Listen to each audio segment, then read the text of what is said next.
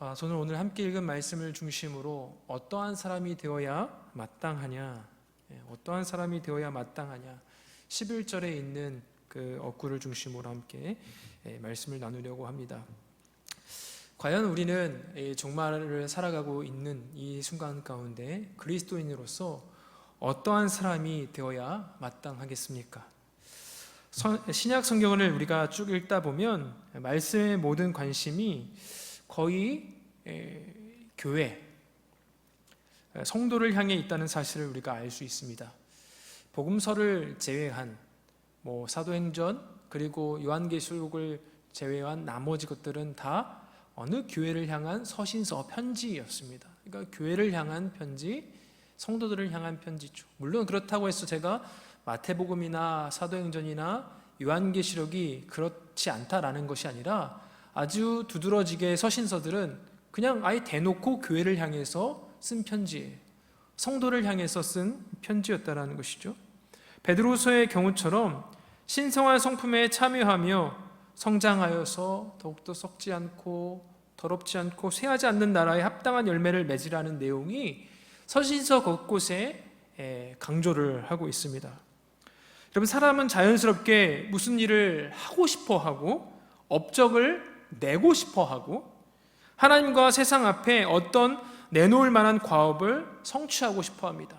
이것은 믿는 자나 믿지 않는 자나 동일해요. 믿지 않는 자는 세상에서 사람들의 업적을, 자신들의 개인의 업적을 성취하고 싶어 하고 그것을 드러내기를 원해요. 이것이 세상 사람들만 그런 것이 아니라 믿는 사람들도 마찬가지죠. 그것이 교회 안에 들어와서 내가 어떻게 하면 교회를 위하여 더 큰 업적을 낼까? 그런데 신약 성경은 뜻밖의 다른 목적에 집중을 합니다. 너희가 어떠한 사람이 되어야 하겠느냐라고 묻고 있어요. 무엇을 해라, 어떤 업적을 내어야 될 것이 아니냐, 성과를 좀 가지고 와라, 이것을 묻는 게 아니라 신약 성경은 오늘 본문에서와 같이 어떠한 사람이 되어야 마땅하겠느냐라고 우리에게 질문하고 있습니다. 교회는 성도입니다. 성도가 곧 교회이죠. 교회의 성장은 그래서 성도의 성장이고, 교회의 일이란 교회인 성도 한 사람 한 사람이 신성한 성품에 참여하고 성장하는 그 일입니다. 신약 성경은 왜 이토록 교회인 성도의 그런 성도다움, 그리스도인들의 그리스도인다움을 우리에게 자꾸 요구할까요?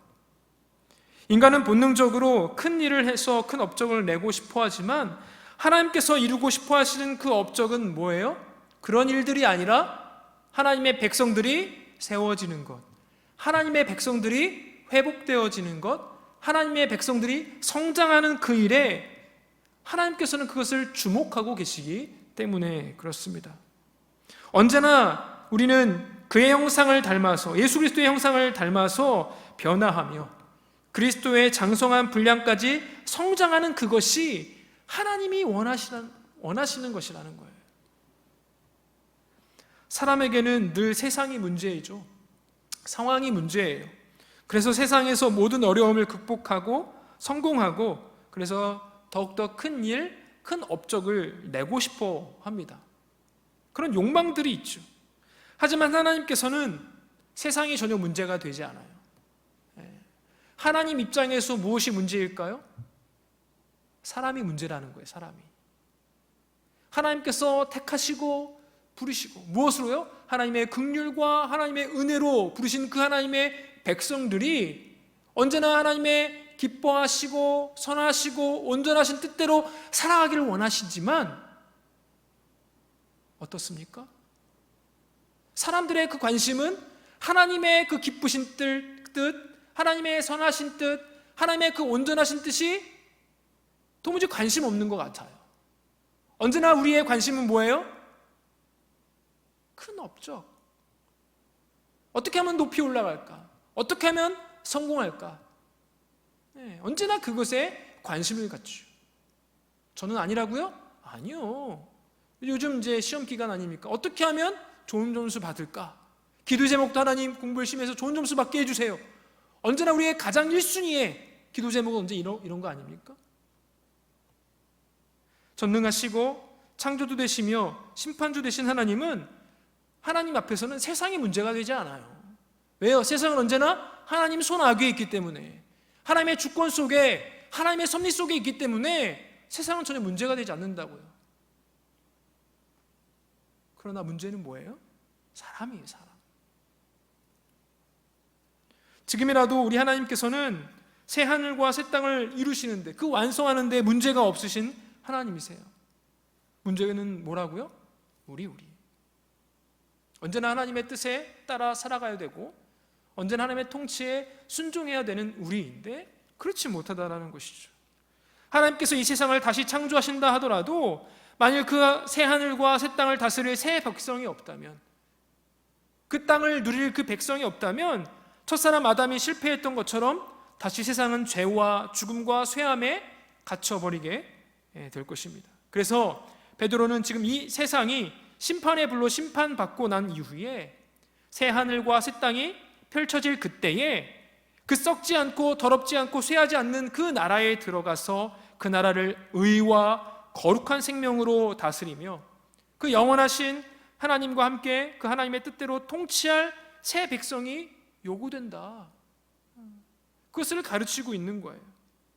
그런 백성이 되어지려면 사도 베드로가 계속 이야기하는 신성한 성품에 자라갈 것을 요구하고 있는 것이고, 오직 예수만 바라볼 것을 소망하는 것이고, 교회의 교회다움, 성도의 성도다움을 사도 베드로는 계속 소망하면서 권면하고 있다는 거예요. 사람에게는 언제나 세상이 문제이지만 하나님께서는 세상이 문제되지 않습니다. 사람이 문제인 거예요.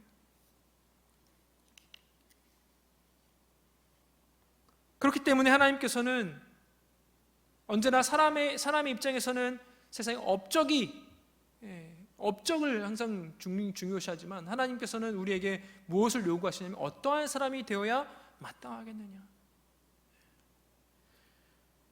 베드로가 최후의 불의 심판을 선고하면서 하늘과 땅의 모든 것이 이렇게 심판을 받아서 그 안에 모든 일들이 주 앞에서 벌거벗은 것 같이 드러날 때에 과연 성도는 어떠한 사람이 되어야 마땅하느냐. 하나님의 최후의 심판의 그 앞에서 하나님의 백성들은 어떠한 사람이 되어야 하는가?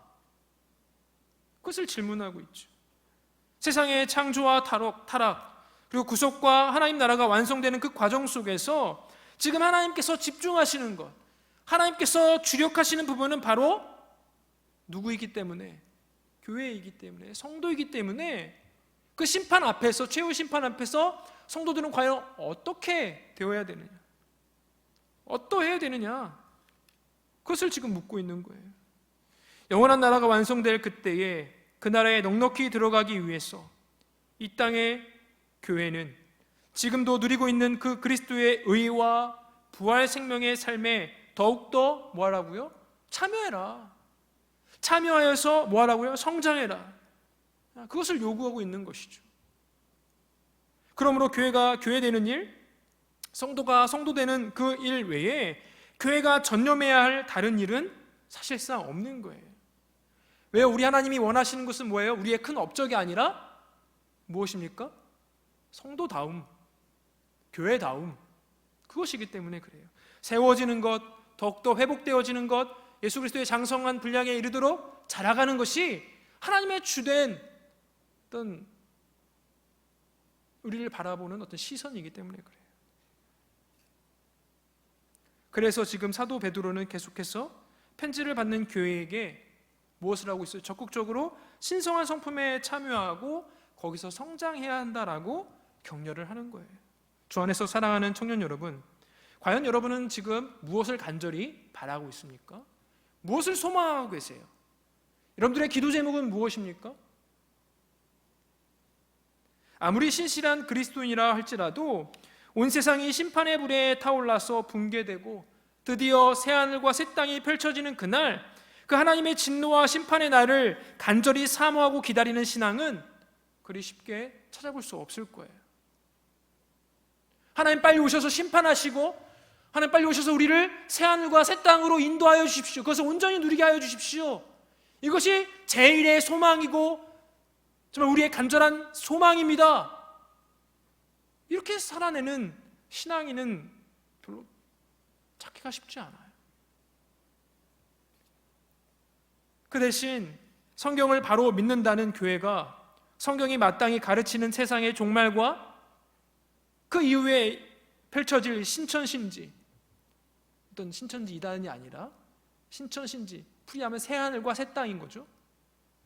그것이 펼쳐진다는 그 복된 소망을 우리가 바르게 이해하지 못할 뿐만이 아니라 또 강단에서 선포되지도 사실 않고, 그것을 소망하려고도 하지 않는, 그것을 누리고 싶어 하지도 않는 그 우리들의 문제일 것입니다.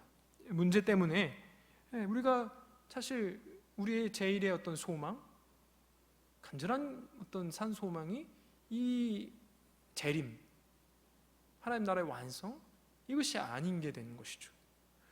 오늘날 교회가 그 소망은 그 이단에 빼앗겨 버렸고, 그 사랑은 세상에 빼앗긴 채 오직 믿음만 있으면 돼. 믿음. 그런데 그 믿음, 여러분이 생각하는 그 믿음, 여러분이 기치를 들고 외치는 그 믿음은 과연 무엇입니까? 여러분, 이 믿음은, 성경이 말하는 믿음은 지금 이야기하고 있는 소망과 사랑 전혀 분리되지 않는 거예요. 이 믿음 안에는 소망과 사랑이 아주 꽉 붙잡은 친구처럼 계속 붙어 다니고 있는 거예요. 분리되지 않습니다. 복음이 선포하는 대로 오직 그리스도를 믿음으로 구원받는다라고 할 때 그 믿음의 대상이신 예수 그리스도는 십자가에서 죽으심으로 우리를 율법의 저주에서 해방시켜 주셨을 뿐만 아니라 부활하셨고 승천하셨고 지금도 하나님 우편에서 통치하시며 무엇보다 다시 오셔서 심판하고 새하늘과 새 땅을 다스릴 분이십니다. 네, 저는 그거 믿어요. 그런데 그 믿음의 내용 가운데 무엇이 있어야 돼요? 그것을 간절히 소망하고 바라는 신앙의 어떤 내용들이, 표현들이 있어야 되는 것이죠. 과연 여러분 그것을 소망하고 계십니까?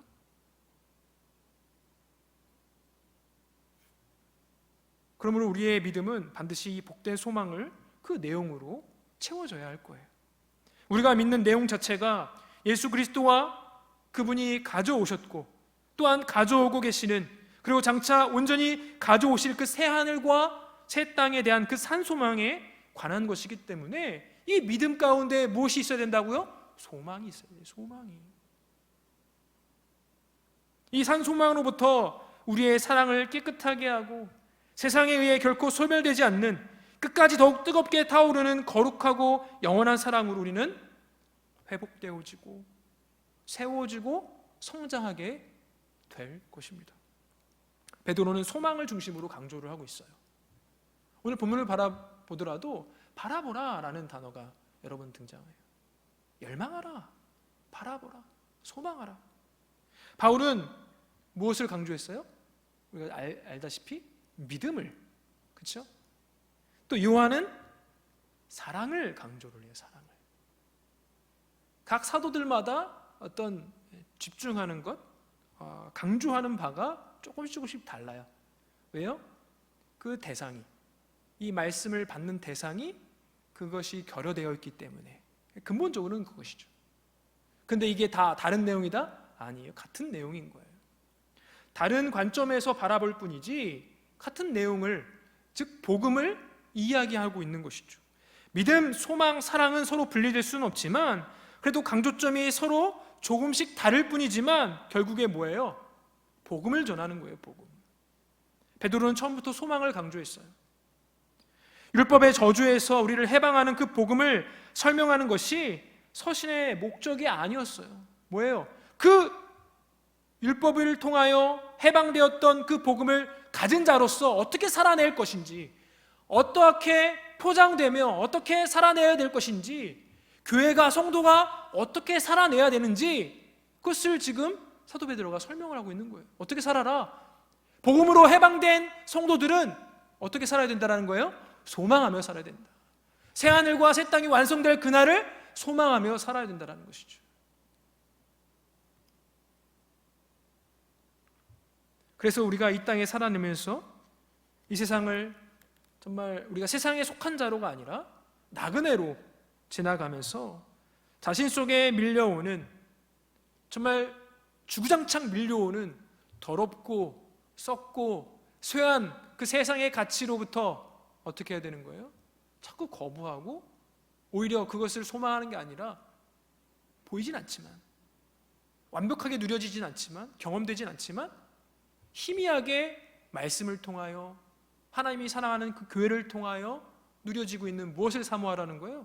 그 하나님 나라, 완성될 그 하나님 나라를 사모하며 소망하라는 것이죠.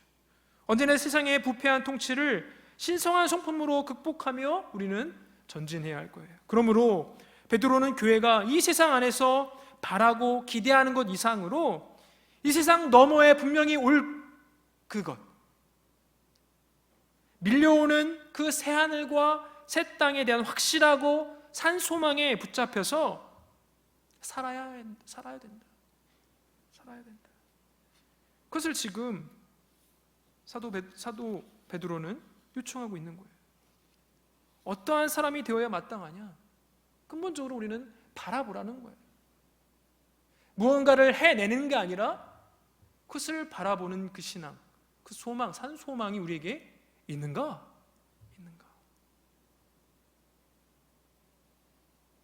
그거에 사로잡혀야 한다라고 증언하고 있습니다.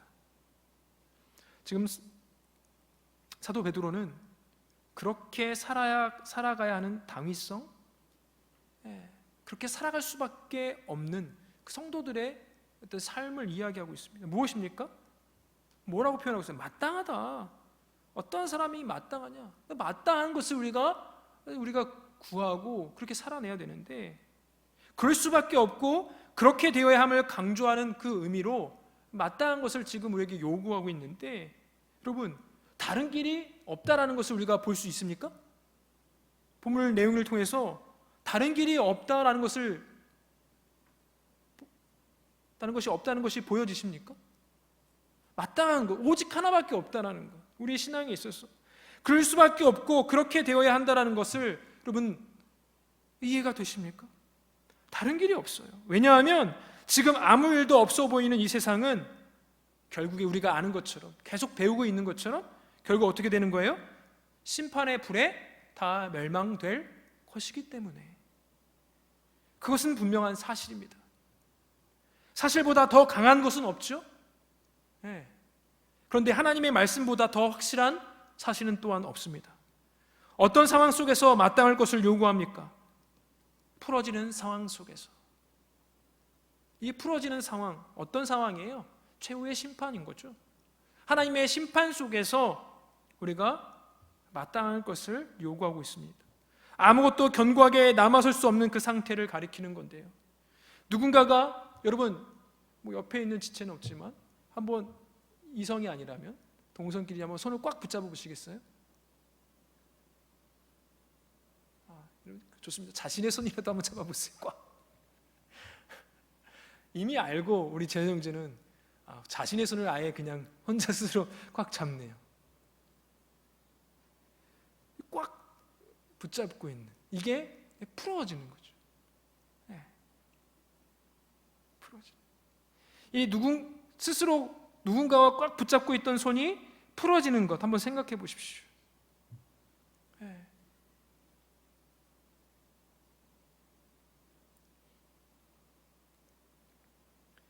하지만 그것과는 반대로 11절 후반부를 살펴보면 어떤 내용이 나오냐면 거룩한 행실과 경건함에 대해서 나와요. 거룩한 행실과 경건함은 그 심판의 불에도 전혀 풀어지지가 않는 거예요. 심판으로 인해서 와해되지가 않아요.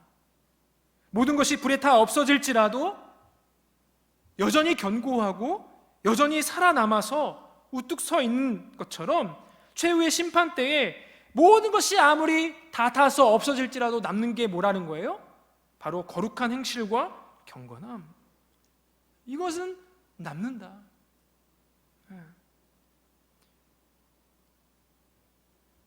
베드로의 표현대로 그 심판의 날에 모든 것은 더러움과 썩어짐과 쇠함의 끝을 맞이할 것입니다. 그것들은 여러분의 재물이 될 수도 있어요. 여러분의 업적이 될 수도 있고 여러분의 어떠한 것들이 다 포함이 되는 거예요.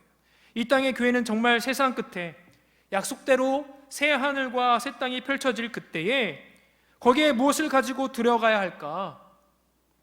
하나님의 백성으로서 내가 무엇을 가지고 가야 될까? 진지하게 고민해 봐야 돼요. 근데 사도 베드로가 그곳으로 들어갈 때 가지고 가야 할 것을 지금 이야기하고 있어요. 뭐예요? 거룩한 행실과 경건. 이것만 없어지지 않는데요. 이것만이. 베드로는 거룩한 행실과 경건만이 남는다라고 가르치고 있습니다. 그렇다면 지금 다른 모든 것을 잃어버린다 하더라도 거룩한 행실과 경건은 절대 뭐 해서는 안 돼요? 빼앗겨서는 안 되겠죠. 이 땅에서 그 새하늘과 새 땅이 완성되기 그 전에 지금 그 과정 속에 있는데 이때 반드시 빼앗기지 말아야 될 것이 있다면 바로 거룩한 행실과 경건이라는 거예요. 경건. 은행 통장에 잔액이 쌓이는 든든함보다 더 든든하고 즐겁게 여겨지는 게 뭐예요? 비트코인의 가치가 올라가는 것입니까? 여러분이 소유하고 있는 그 주식이 주식을 소유하는 분들 분명히 조금 있을 것 같은데 그 가치가 올라가는 것으로 여러분 마음이 든든하고 기뻐합니까? 그것보다 훨씬 더 든든하고 기뻐해야 할 것은 바로 무엇이냐면 여러분에게 주어진 거룩한 행실과 경건입니다. 그것이 훨씬 더 지혜로운 일이기 때문에 그래요. 종말의 그 심판의 불로 온 세상이 다 타오른 날에 여러분이 가지고 있는 은행 통장의 그 잔고도 다 제로로 될 것이고 주식의 가치 다 제로예요. 그런데 최후의 심판 때에 더욱더 빛날 그 가치는 무엇이냐 하면 오늘 본문에서 말하고 있는 거룩한 행실과 경건밖에 없다라고 성경은 이야기하고 있습니다. 거룩하게 살아라. 그러면 과연 그 거룩하게 사는 것이 무엇인가? 거룩한 행실이 무엇인가? 경건은 무엇인가? 이 질문이 나올 거예요. 그렇죠? 여러분 스스로 아마 생각하겠죠? 그래도 거룩한 행실이라면 술, 담배 하지 않는 것, 남을 미워하지 않는 것, 방탕과 탐욕에 관련된 죄를 짓지 않는 것, 이 정도로 떠올지 모르겠어요. 또한 거룩하게 살라라고 이야기하면 주로 개인적인 어떤 성화됨, 거룩하게 되는 것, 그런 모습들이 떠오르기도 할 거예요. 하지만 베드로는 이 거룩하게 살라라는 이 명령을 주로 어떤 대상들을 향하여서 흘려보내기를 원했냐면 이방인들 가운데 흘려보내기를 원했습니다. 제사장 공동체의 역할을 강조하는 이 사도 베드로는 이 교회의 선한 행실을 자기 자신, 자기 공동체에게만 흘려보내는 게 아니라 전혀 알지 못하는 사람에게까지 미치도록 거룩한 행실을 드러내라. 사도 베드로는 그것을 베드로 전서나 호소에 전체적으로 그것을 강조를 하고 있어요.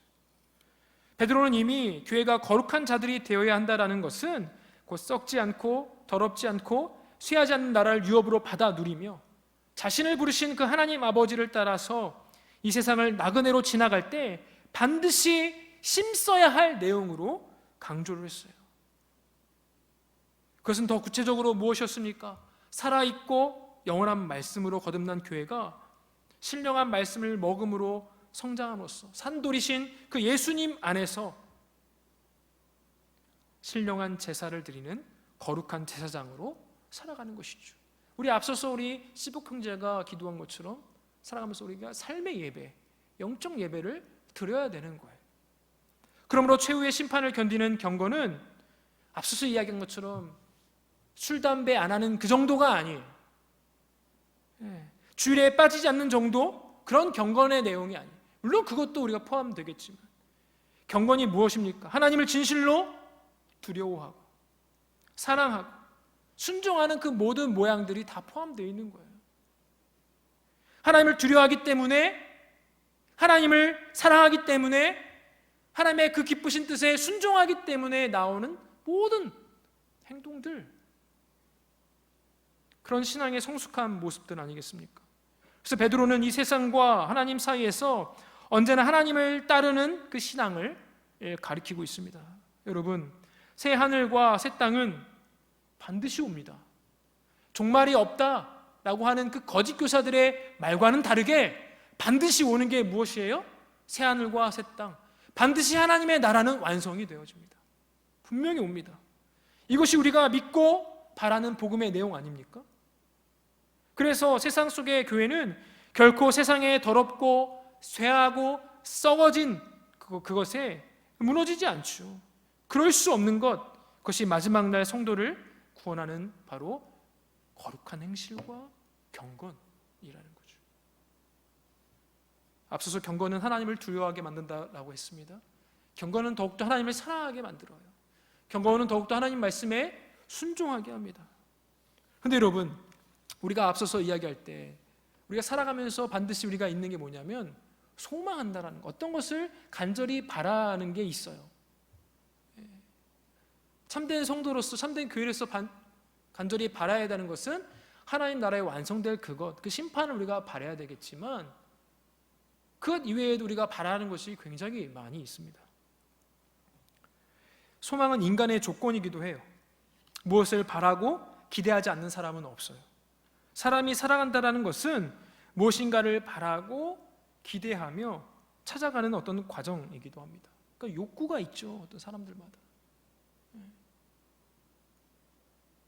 그래서 소망은 인간됨의 어떤 본질이라고도 학자들은 이야기를 하는데요. 어떤 사람이 누구인지 정확히 알려면 그가 무엇을 바라고 무엇을 소망하는가, 그것을 물어보면 돼요. 과연 당신은 무엇을 소망하고 무엇을 바라십니까? 교회 안의 용어로 이야기하면 여러분의 기도 제목은 무엇입니까? 이렇게 바꿔서 질문할 수 있겠죠. 얼마나 많은 그리스도인들이 주께서 다시 오시는 그날을 기다리고 있을까요? 베드로는 12절부터 14절에서 무려 3번이나 바라보라 라는 이 동사를 사용해서 이 땅에 남아있는 성도의 삶의 중심이 장차오는 새 하늘과 새 땅에 대한 산 소망이 있어야 된다는 것을 강조하고 있어요. 바라보라. 암에 걸린 환자에게 어떤 의사가 괜찮습니다, 잘 될 거예요, 긍정적인 생각을 하시고 살면 돼요, 이렇게 말만 하고 그 어떤 암에 대해서 어떤 치료를 하지 않는다면 그 의사는 참된 의사가 될 수 없죠. 오히려 살인자일 수밖에 없을 거예요. 우리는 이것을 바르게 알아야 합니다. 이 세상은 끝이 아니라는 사실, 반드시 심판이 온다는 그 사실, 그것을 우리는 이미 알고 있고 또 알아야 됩니다. 죄의 심판의 날에 반드시 이 세상은 불에 의해서 심판을 당하게 될 것인데, 지금도 죄와 죽음에 갇혀있는 이 세상이 이나마 유지되고 있다는 것은 무엇 때문이라고 했습니까? 하나님께서 말씀으로 붙잡고 계시기 때문에, 하나님께서 길이 참으시기 때문에, 오래 참으심의 결과로 지금 유지되고 있다는 그 사실을 우리는 알아야 돼요. 이것이 지금의 세상을 바라보는 성경적 시각입니다. 최근 안타까운 소식이긴 하지만 광주에서 한 사건이 하나 터졌는데 여러분 아시죠?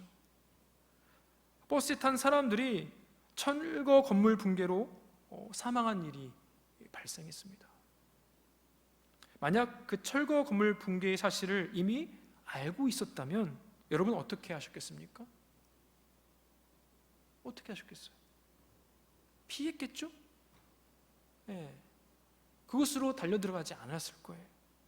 모든 것을 다 집어치우고 당장 뭐 하는 거예요? 제일 순위가 뭐예요?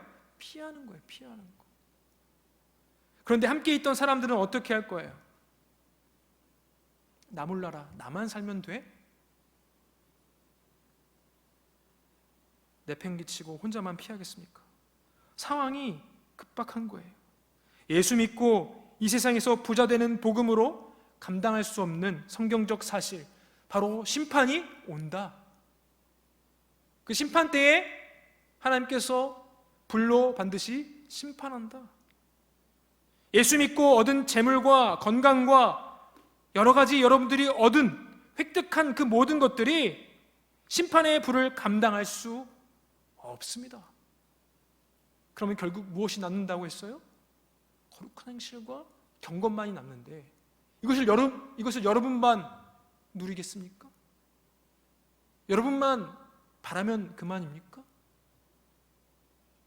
베드로는 세상 끝에 일어날 심판의 불로 멸망될 것이다 하면서 그것으로 끝을 맺지 않아요.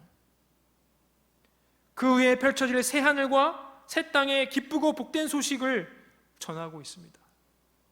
하나님의 계획은 우리의 재앙과 우리의 멸망이 아니에요. 하나님은 우리를 구원하고자 하시는 그 계획을 갖고 계세요.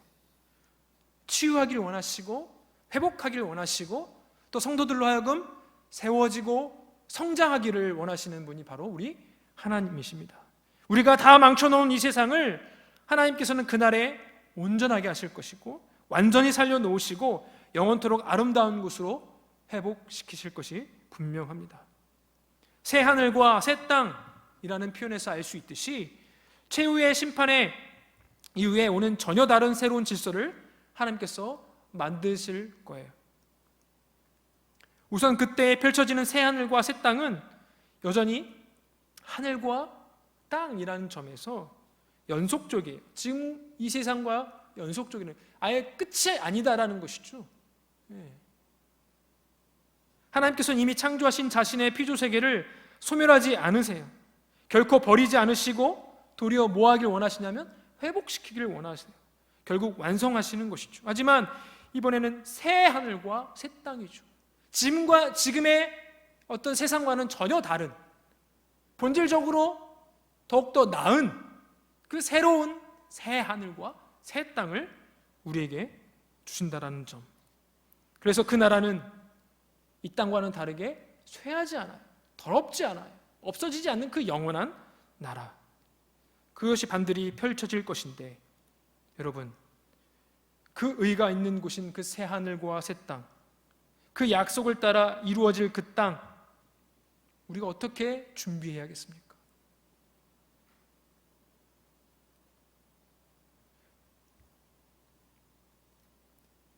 무엇보다 베드로는 마지막 이 심판이 있다라는 그 사실을 언급하고 또 우리로 하여금 새 하늘과 새 땅을 바라보도록 요구하면서 지금 14절에서 또 무엇을 요구하고 있어요? 우리 14절 말씀을 우리 같이 한번 읽어봅시다. 시작. 그러므로 사랑하는 자들아 너희가 이것을 바라보나니 주 앞에서 점도 없고 흠도 없이 평강 가운데서 나타나기를 힘쓰라. 무엇을 힘쓰라 이야기하고 있습니까? 무엇을 바라보라 라고 이야기하고 있습니까? 주 안에서 점도 없고 흠도 없기를, 또 언제나 평강 가운데서 나타나기를. 여기서 점도 없고 흠도 없다라는 것은 죄가 없다는 모양이죠. 죄가 없는 상태를 이야기하는 거예요. 그런데 오늘날 이 세상 가운데 죄가 없는 사람이 존재합니까? 존재하지 않아요. 그런데 어떻게 우리가 이것을 바라고 어떻게 힘쓸 수 있나요? 이것을 우리에게 거저 주시는 이 모든 의로움을, 점과 흠과 반대되는 그 의, 그 의, 13절에서 말하고 있죠. 그의 약속대로 의가 있는 곳에, 그 의를 주시는 분이 누구예요? 우리 주 예수 그리스도를 바라보라는 거예요. 업적을, 어떤 무언가 신앙적인 업적을 내려 하거나 세상에서 큰 지위, 명예, 그것을 얻으려고 하는 어떤 우리의 소망과 기대를 다 무너뜨리고 오히려 우리로 하여금 무엇을 붙잡고 무엇을 바라고 무엇을 열정적으로 사모하고 무엇을 힘쓰라고 이야기합니까? 앞서서는 거룩한 행실과 경건이었고 또 14절에서는 무엇을 바라보라고 이야기하고 있어요? 예수를 바라보라는 거예요. 예수를. 우리의 성도 되는 것은 거룩한 행실로, 경건으로 그 모양을 내야 되는 것이고, 또 한 가지는 예수를 바라보는 거예요. 그때 비로소 성도다운 것이죠. 비로소 새하늘과 새 땅이 완성될 때 그것을 누리게 되는 것이죠. 또 무엇을 요청하고 있어요? 무엇을 바라고 무엇을 힘쓰라고 합니까? 평강 가운데서 나타나기를 힘쓰라. 이 평강이라는 단어는 관계 가운데 사용되어지는 단어예요. 누구와의 관계? 하나님과의 관계가 평강이 있기를. 또 이웃들과의 관계 속에서, 세상과의 관계 속에서 날마다 평강을 도모하고 힘쓰라라는 거예요. 나 혼자만 살기를 원하는 게 아니라 언제나 하나님과의 관계 속에서, 이웃들과의 관계 속에서, 세상과의 관계 속에서 이 평강을 흘려보내는 자로 살아내기를 바라보고 힘쓰라라는 거예요. 주 안에서 사랑하는 청년 여러분, 교회는, 성도는 내적으로는 어떻게 해요? 신성한 성품에 참여하고 지속적으로 성장해야 되는 그런 일들을 계속 감당해야 돼요. 이에 따라서 말씀을 자꾸 배워야 되는 것이고, 기도의 자리로 나아가서 공동체 안에서 자꾸 세워지고 회복되어지고 성장하는 일에 게을리해서는 절대 안 될 거예요. 또 외적으로는 어떤 일들이 필요할까요? 세상 속의 교회로서 살아갈 때에 그들을 향하여 경건의 모양을 흘려보내야 되는 것이고, 그들과의 평강의 그 관계를 자꾸 맺어야 되는 거예요. 계속 우리는 예수를 바라봄으로써, 신실하게 살아감으로써 새하늘과 새 땅에 들어가기에 합당한 사람들로서 우리는 준비를 해야 합니다. 그렇게 하는 것이 그 심판의 불을 견디는 거룩한 행실과 경건, 흠과 점이 없이 평강 가운데서 자신을 드러내는 길이기 때문에 그렇습니다. 사랑하는 우리 청년 여러분, 바라기는 언제나 거룩한 행실과 경건함 가운데서 우리에게 의를 주시는 오직 예수 그리스도를 바라봄으로 흠과 점이 없이 하나님과의 관계와 이웃들과의 관계와 세상과의 그 관계가 평강하게, 그 평강으로 흘러가기를, 그리하여서 우리 자신이 하나님 나라의 완성을 보고 누리고 경험할 뿐만 아니라 우리 여러분들을 통해 많은 이들이 하나님 나라의 완성을 보기를, 누리기를 간절히 소원합니다.